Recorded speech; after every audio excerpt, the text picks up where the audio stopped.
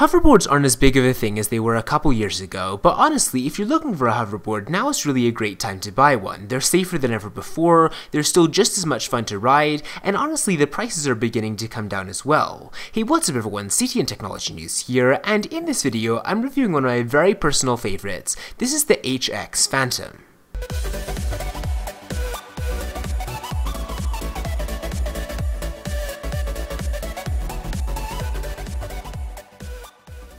So first off, why would you even get a hoverboard? Well honestly, they're just a whole lot of fun to ride. Even if you've never really ridden a skateboard or anything like that, you should be able to master riding the HX hoverboard in a short amount of time. I've never ridden a hoverboard before, but I was able to get the hang of getting on and off in about 30 to 60 minutes, and riding once you actually get on is very easy. All you do is lean slightly forward to accelerate and lean backwards to go backwards. It's really that simple. One of the best things about the HX hoverboard is its ability to go over just about all types of terrain.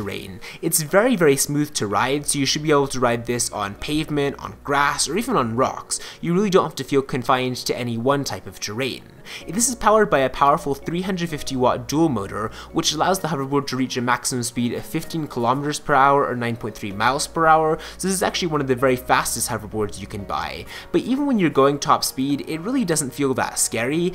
This hoverboard has got anti-slip pedals, so you're never going to be falling off. The only time when I've had trouble just staying on is when I'm getting on or getting off. When you're getting on and you have to put one foot on at a time, it can feel a little bit weird to feel the hoverboard already moving under your feet before you're fully on it. And when you're getting off, you always want to make sure to step off behind the hoverboard, because if you step off in front of it, you're going to continue to accelerate and you're actually going to overbalance and the hoverboard is going to fall forwards. This is just a tip I learned from watching a video online, but it's definitely very helpful. Now speaking of safety, the HX Phantom is actually one of the very safest hoverboards you can buy. It costs a lot more than a lot of the competition. The full retail price is something like $700, although you can get it on sale right now for $300, but what you're actually paying for is just a whole lot of safety certifications. The comprehensive testing done has proven that the HX should never combust during charging or in any other scenario, so you're not going to be having the trouble of the HX Phantom lighting on fire. And then also another thing is that if the system needs to shut down due to low power or some other mechanical issue,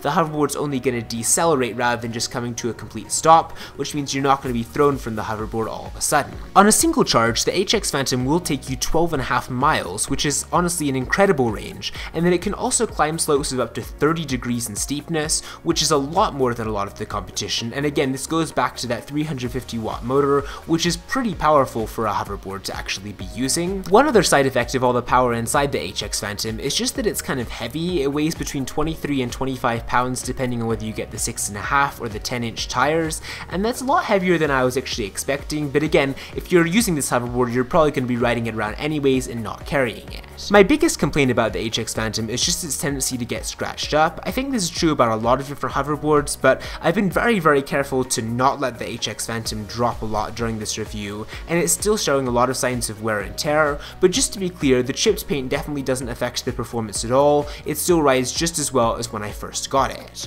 So with that said, give me your opinions on the HX Phantom in the comment section down below. I definitely would recommend this hoverboard overall. It's cost more than the competition, but I really think you're getting a hoverboard that's worth the price in terms of power and in terms of safety. Anyways though, give this video a thumbs up if you enjoyed it, and with that said, I will see you next time.